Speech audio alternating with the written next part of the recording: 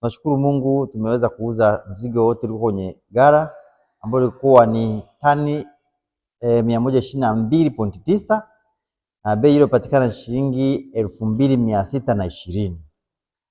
Wakulima wamekubali kuuza na tunaendelea kusisitiza kabisa kwamba tunapouza mazao yetu katika magara au katika mfumo wa stakabadhi ghalani tunaweza kupata bei nzuri kwa sababu ni mfumo ambao rasmi, hauna mizengo yoyote. Pia serikali inaendelea kuzatiti kabisa jitihada zake kwa ajili ya kuwekeza wakulima kupata bei nzuri na kunufaika. Kwa hiyo wakulima waendelee kuiamini serikali yao na waweze kuweka katika kutumia mfumo huu ambao TMX imeweza kufanya mnada huu kwa njia ya kidijitali na inaleta matunda zaidi. Lakini ukiangalia bado bei ni zile kwa minajili ya bei. Kwa hiyo tuendelee, haijazidi sana mpaka tangu mwanzo minada ya Mtwara na Lindi, bado bei ni ya juu kabisa imeishia 2700, lakini bei ya chini 2500 mpaka sasa hivi.